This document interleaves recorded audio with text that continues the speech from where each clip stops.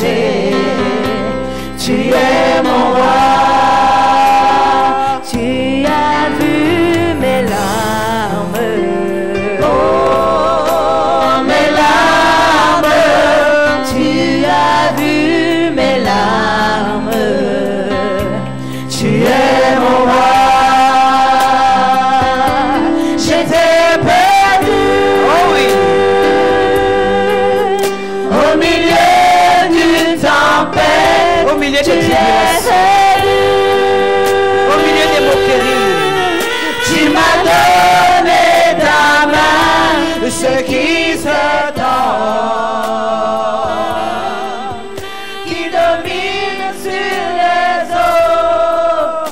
C'est Jésus le roi des rois. C'est qui? C'est qui cet homme? C'est qui cet homme? Qui domine sur les eaux Et sur toutes les moqueries. C'est Jésus le roi des rois. Oh, Sandé la Kassamande. C'est Jésus le roi des rois qui domine sur les moqueries, sur les tribulations, sur les problèmes. Quand ton cœur est plein d'amertume, oh ce Jésus de Nazareth, tu nous as tendu la main au moment où on était en train de se noyer. C'est pour cela ce matin nous venons te bénir. Ce matin nous voulons te remercier encore pour ce jour que nous avons vu, Seigneur, pour la vie que tu nous as donnée, parce que rien ne vaut la vie. Et tant que cette vie est là, Seigneur, nous avons l'assurance que tu es avec nous et que tu ne nous laisses pas perdre. Et celui qui croit dit ce matin, merci Jésus. Amen 3 fois.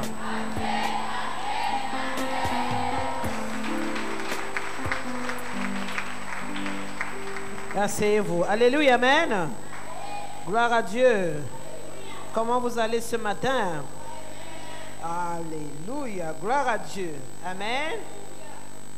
Shalom, shalom. 1 Samuel chapitre 1 à partir 1 Samuel chapitre 12 à partir du verset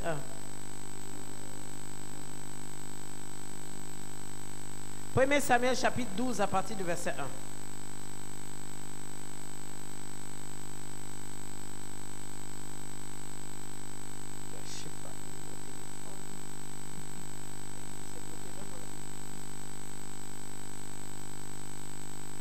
Ça passe pas, Pams.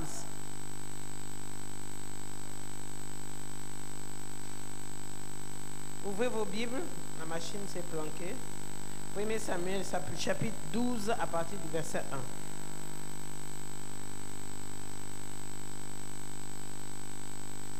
Soyez et prêtez attention.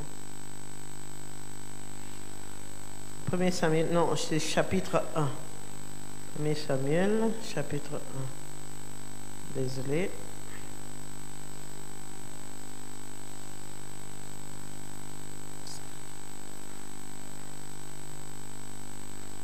Voilà, c'est ça.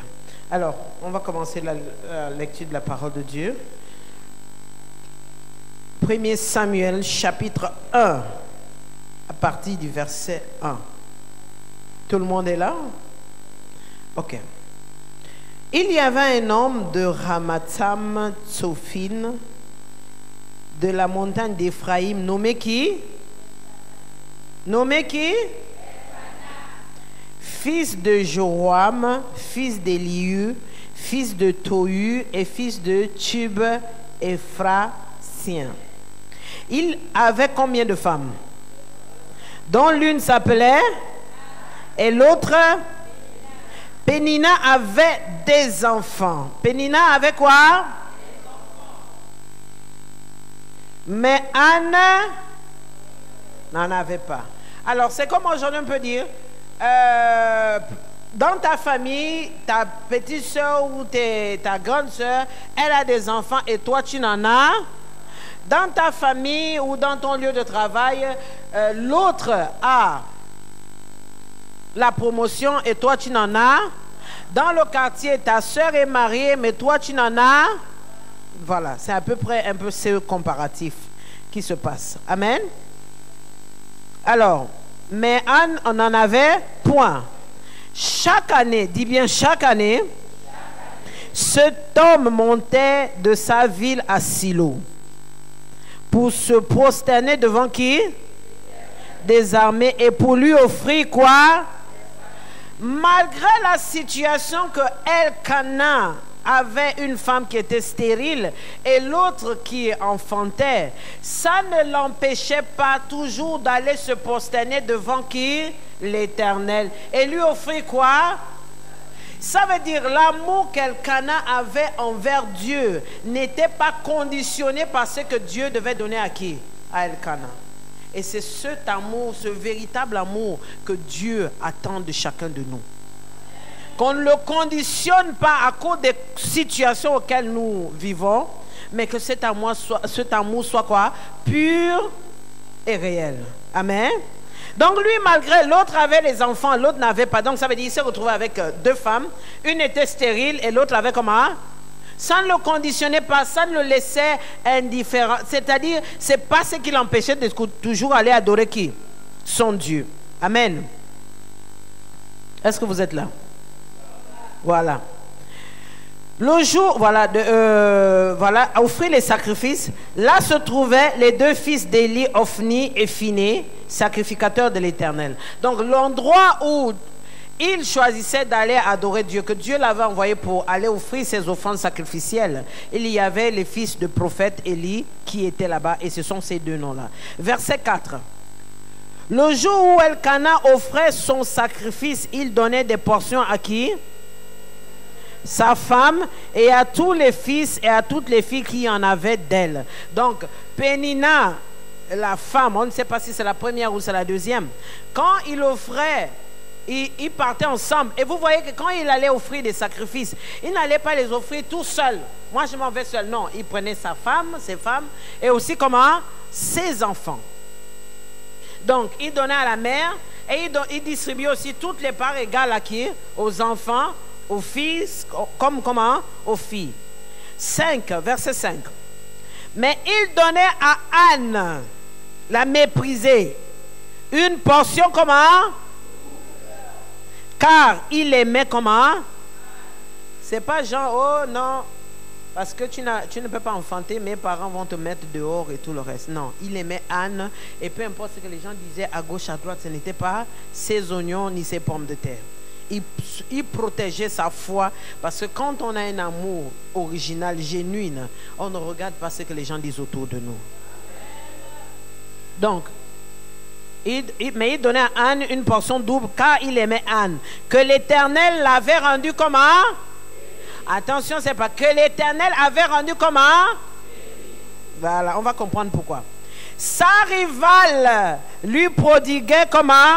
Des mortifications. Des mortifications, on peut les remplacer ici par un synonyme qu'on peut dire quoi? Des moqueries. Ok? Donc, sa rivale se moquait d'elle. Parce que l'Éternel l'avait rendu comment? Vous comprenez ça? L'Éternel l'avait rendu stérile. Ça veut dire qu'il y a certaines situations dans notre vie que c'est l'Éternel qui les cause. Et pour une raison, parce que toute chose a une raison. Est-ce que vous comprenez? Que l'Éternel avait rendu comment? C'est pas que sa grand-mère ou qui que ce soit avait rendu, que l'Éternel avait rendu stérile. Et vous allez comprendre pourquoi. Voilà. Verset. Alors, allons d'abord rester au verset 6. Alors, tout ce qu'on vient de lire là, la vie de Anne ressemble à la vie de plusieurs personnes ici.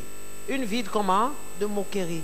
Il y a certaines choses que certains des membres de ta famille ont et que toi, tu n'en as pas. Il y a certaines choses que, à part des membres de la société et dans le quartier, tout le monde se moque de toi, mais toi, tu n'en as pas. Amen. Allons maintenant voir le verset 7. Et toutes les années, il en était comment? Ainsi. Chaque fois que Anne montait à la maison de l'Éternel, Pénina se moquait d'elle de la même manière. C'est-à-dire, c'est des moqueries à long terme. Comme le dit souvent l'évêque, c'est-à-dire, il y a des noms qu'on t'a déjà collés. Voilà la famille des Soula. Quoi encore d'autres noms que vous connaissez là? Allez, je vais écouter. La famille d'alcool. Dalton. Ça veut dire qu'ils ne font que, voilà, la famille Dalton. Nous, on appelle ça la famille Diawara. Parce que c'est eux qui ont beaucoup des enfants. Et toi, c'est quoi? C'est toujours la même chose, les pondeuses. Quoi encore? La famille des fauchés. Le sel, l'ail, l'huile, l'oignon. Tout le monde connaît. Non, même quand tu entres, on envoie déjà l'enfant là. Fermez la porte, elle arrive encore. C'est des moqueries à long. Et c'est ce que tout chacun de nous subissons. Voilà, laisse qui arrive. Oh, voilà, l'arrêta, elle arrive. Toi, c'est-à-dire, toi, on t'a déjà collé les étiquettes de toute qualité.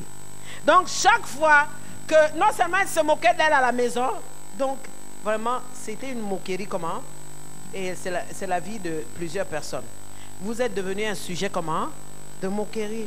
Et nous avons lu plus haut, on a dit que c'est l'Éternel qui l'avait rendu, comment? Se moquait d'elle.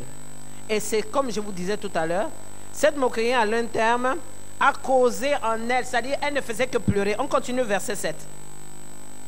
Il en était ainsi chaque fois que Anne montait à la maison de l'Éternel, Pénina se moquait d'elle de la même manière. Alors elle pleurait et elle ne mangeait point. Donc tout le temps, à cause de ces moqueries, c'est-à-dire c'est une douleur qui est déjà là, c'est-à-dire elle est déjà là. Et chaque fois, elle ne faisait que continuer à pleurer. Et c'est ce qui arrive à tout chacun de nous. Il y a des situations, des problèmes, que cette douleur, elle est là, elle est intense, énorme, de moquerie. Ah, depuis que tu es parti dans le foyer là, où est l'enfant? Depuis ceci, où est cela? Depuis que tu vas là-bas, le travail là n'avance pas. Le chômage là que tu es là-dedans depuis combien des années? Alléluia, même. Allons lire le verset 8. Elkana, son mari, lui disait, Anne, pourquoi pleures-tu et ne manges-tu pas? Pourquoi ton cœur est-il comment? Ah voilà, c'est revenu. Regardez sur l'écran pour ceux qui n'en ont pas. Est-ce que je ne vaux pas pour toi mieux que 10 fils? Ça, c'est un mari encourageant. Amen. Verset 9. Anne se leva. Anne fait comment? Se leva. Après que l'on eut mangé et bu à Silo. Silo, c'était comme l'église, un endroit où les gens partaient faire leurs offrandes sacrificielles. Donc, après faire leurs offrandes sacrificielles, ce n'était pas un motif maintenant de quoi? De pleurs ou de larmes où les gens vont tout tristes à la maison. Et il y a quoi à la maison que je vais aller manger? Non, non, non. Après qu'elle eut bu et quoi? Et mangé à Silo, le sacrificateur Élie était assis sur un siège près de l'un des poteaux du temple de l'Éternel. Verset 10, c'est là où on va s'arrêter un peu. Verset 10. Lisons ensemble 1, 2, 3.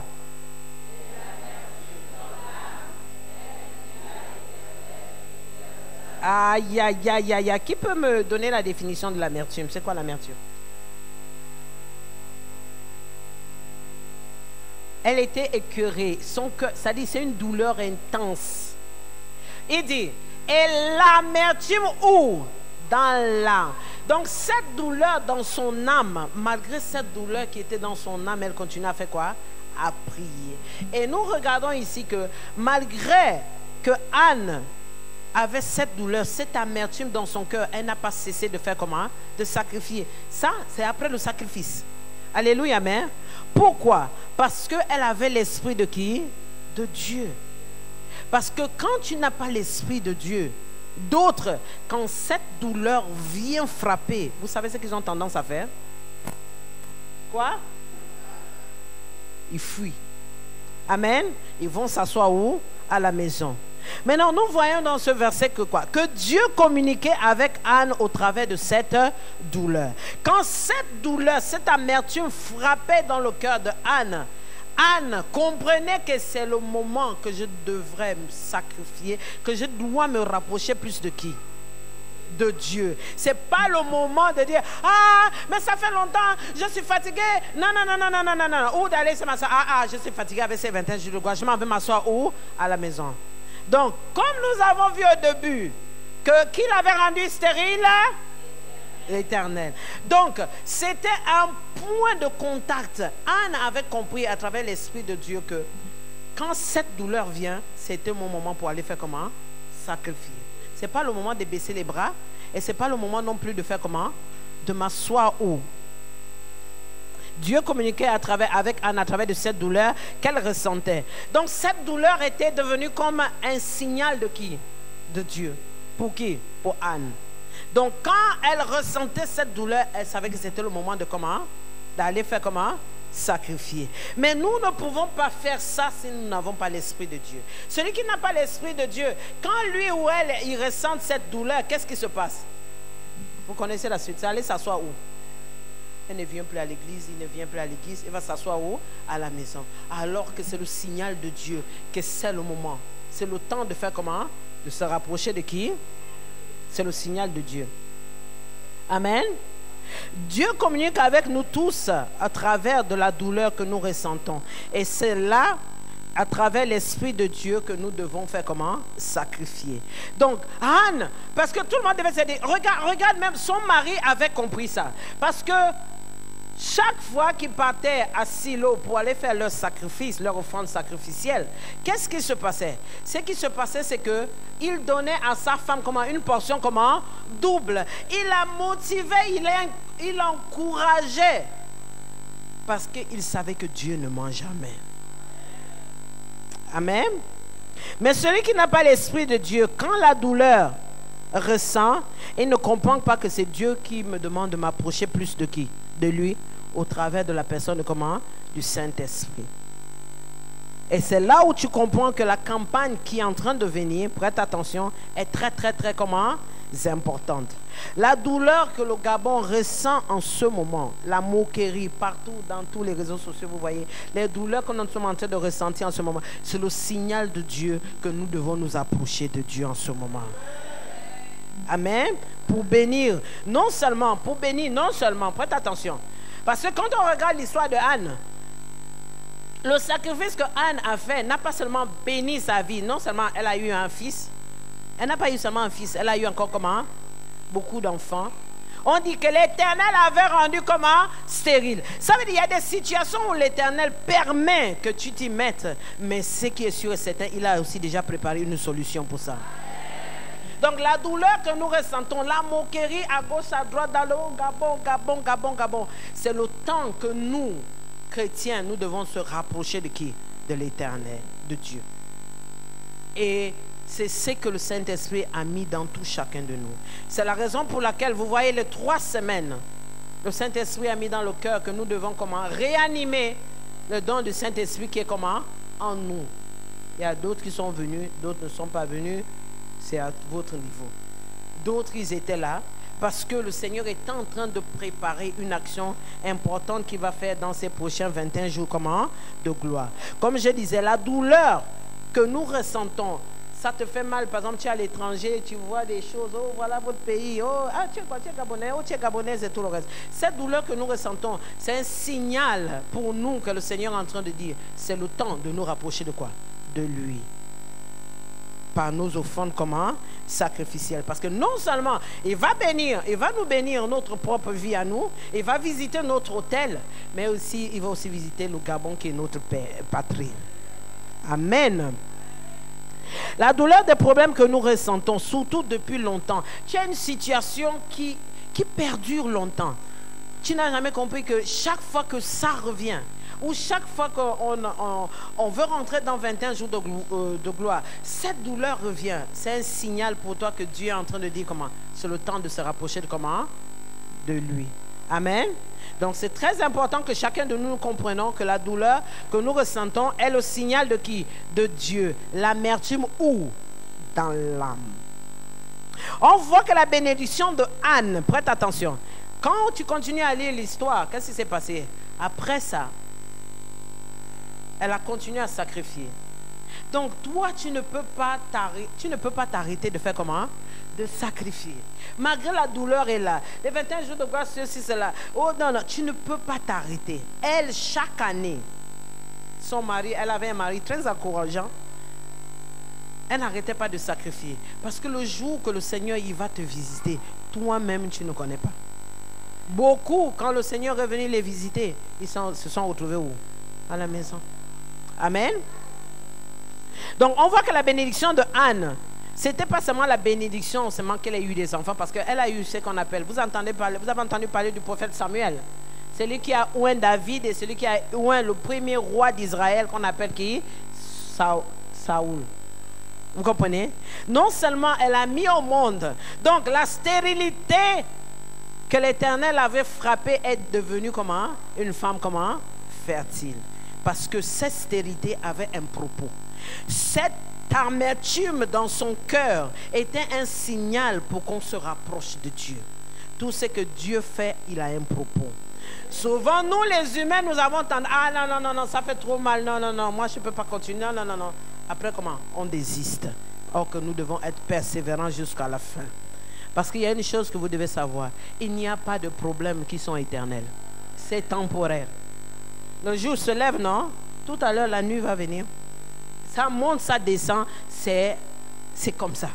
Donc, ce problème que tu es en train de ressentir, si c'est un propos de l'Éternel, ce qui est sûr et certain, ce propos va se trouver en bénédiction. Mais il ne faut pas que tu utilises cette douleur, cette amertume de l'âme pour t'éloigner de Dieu jusqu'à perdre ton salut. Mais par contre, c'est là où tu dois plus te rapprocher de qui? C'est là où nous devons plus nous rapprocher. On voit que la bénédiction de Anne, non seulement était la bénédiction de tous les enfants d'Israël. Et c'est pour cela, nous, à travers de s'approcher de Dieu, à travers les 21 jours de gloire, que nous sommes déjà à l'intérieur, nous allons non seulement bénir notre famille, mais nous allons aussi bénir quoi? Notre pays, comment? Le Gabon. Vous vous souvenez, c'est que je reviens tout à l'heure avec ça. Ah ben? Parce que l'amertume que Anne ressentit a produit la bénédiction. Cette amertume que tu ressens, si tu la prends en bien, en t'approchant, en mettant l'exemple de Anne en pratique, ça va produire une bénédiction, non seulement pour toi, mais pour ton pays et tes enfants et ta patrie. Si tu la prends mal, vous connaissez la suite, c'est une malédiction pour toi, tes enfants et tout. C'est-à-dire vous allez continuer dans ce cercle infernal qui ne finira comment? Jamais, jusqu'à ce que quelqu'un se lève pour dire non. Je vais prendre l'exemple de Anne. Alléluia, même. C'est pour cela l'évêque a dit que cette campagne a beaucoup à voir avec notre pays. Vous-même, vous voyez dans les réseaux sociaux. Parce que l'amertume que nous ressentons va produire, non seulement a produit dans la vie de Anne le prophète Samuel, mais a produit une bénédiction. Vous savez où ça a produit la bénédiction? Ça a produit la bénédiction dans le pays d'Israël. Toute la nation d'Israël avait été bénie à travers de quoi?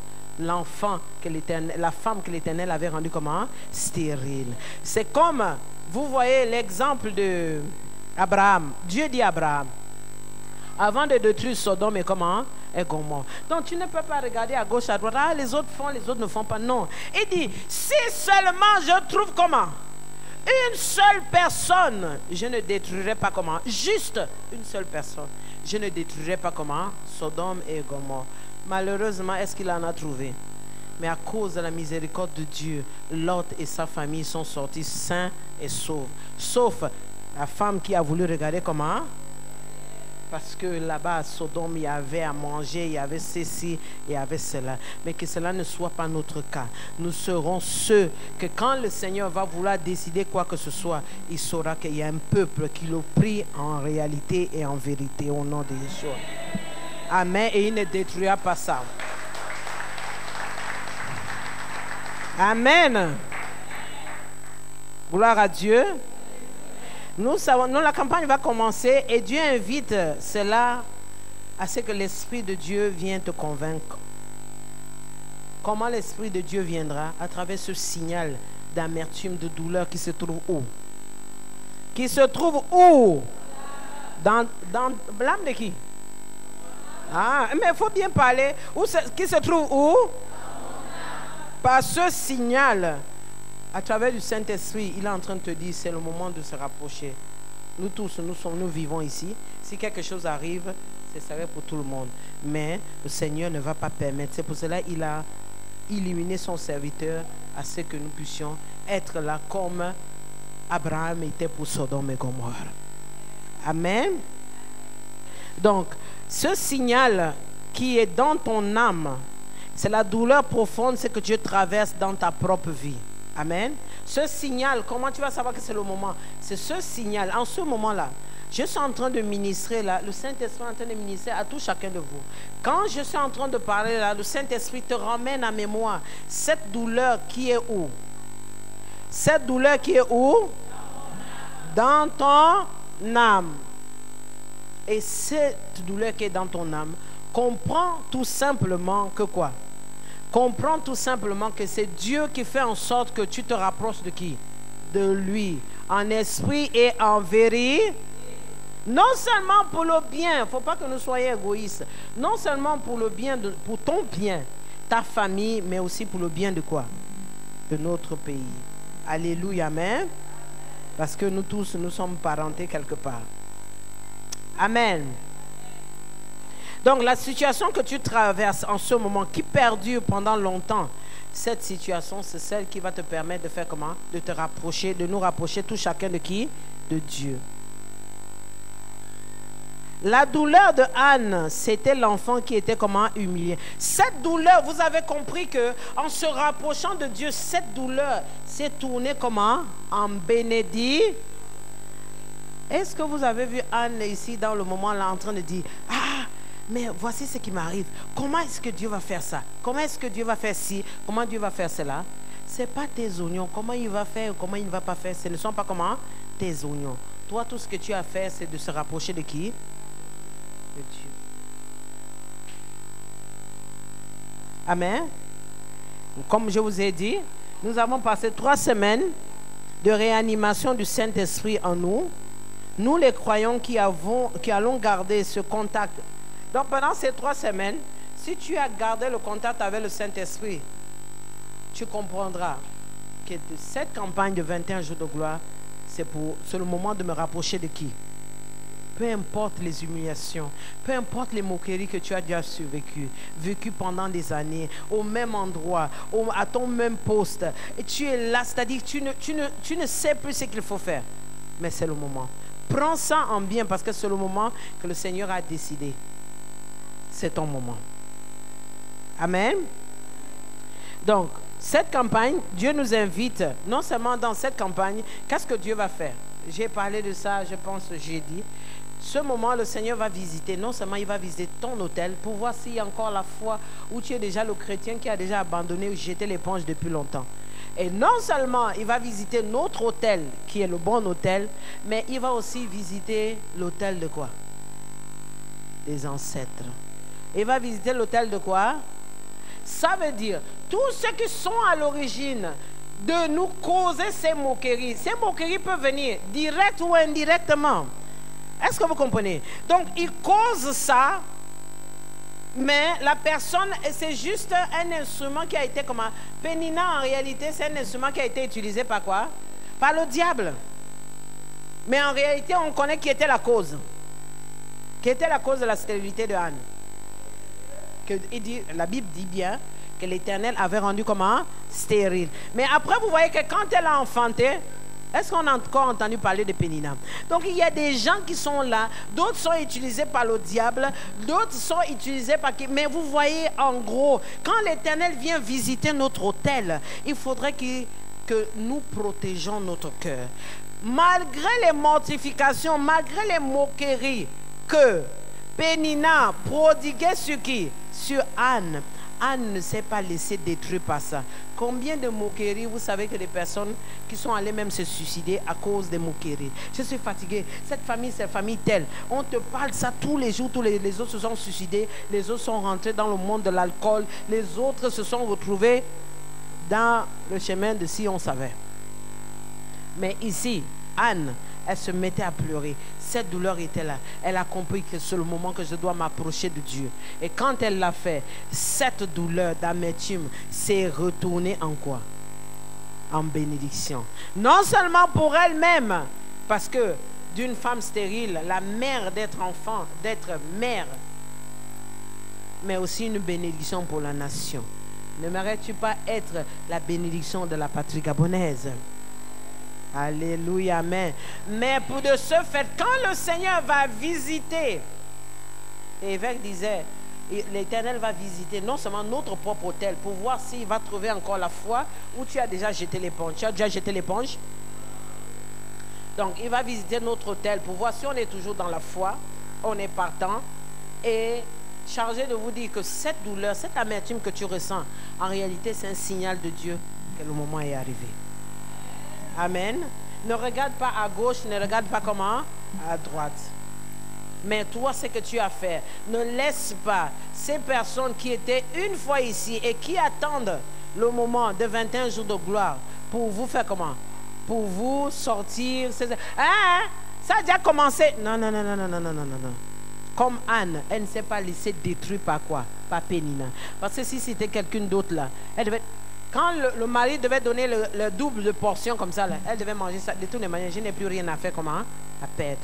Mais laisse-moi te dire, tu as tout à gagner. Parce que l'Éternel n'a pas encore donné son dernier mot. Et ça, je peux te le garantir. Nulle part dans la vie, de Genèse jusqu'à Apocalypse, il n'y a pas quelqu'un qui a dit l'Éternel m'a menti. Nulle part. Il n'a pas encore donné son dernier mot. Et il n'a pas besoin de toi que tu fasses quoi que ce soit. Non. Ce qu'il a décidé, ça va s'accomplir. Que tu veuilles ou que tu ne le veuilles, cet enfant depuis où il ne change pas, ce mari depuis qu'il ne change pas, comme nous avons vu durant cette période de réanimation du Saint-Esprit, conseil aussi, si cela, ça ne va pas changer. Si le Saint-Esprit ne touche pas cette personne, tout ce qu'on fait, c'est comment? En vain. Docteur a dit, docteur n'a pas dit, Dieu n'a pas encore donné son dernier mot. Et je suis sûr, à travers ces témoignages ici que nous avons, vous avez la preuve que Dieu est dans cet endroit. Et toi, ta part, c'est de faire quoi? Ta part est tout simplement de te protéger contre les attaques de l'ennemi. Non seulement Dieu va juger, va venir visiter notre autel, mais il va aussi venir visiter l'autel qui est responsable de nos ancêtres, donc les tels qui sont responsables de la destruction, soit du Gabon ou de ta famille. Peu importe, quand il dit viens visiter, attention, c'est l'ancien des jours. Il était là depuis le début, il sait ce qui s'est passé. Donc il vient visiter non seulement ton hôtel. Si cette moquerie, c'est pour qu'on rende ton mari sous là, rende ton mari ceci, pour qu'on se moque de toi. Celui ou celle qui a fait ça, peu importe où il a fait ou il n'a pas fait, ce qui est sûr, c'était le retour à l'envoyeur. Le Seigneur va porter son jugement. Et ces 21 jours de gloire, comme l'évêque disait, il faudrait que nous sachions qu'il ne commande pas Dieu. C'est Dieu qui lui dit de faire ce qu'il doit faire. Donc, à toi d'écouter la voix de l'Éternel. Alléluia même. Pams, c'est bon. Levez-vous, on va parler avec le Saint-Esprit. Pams, levez-vous s'il vous plaît.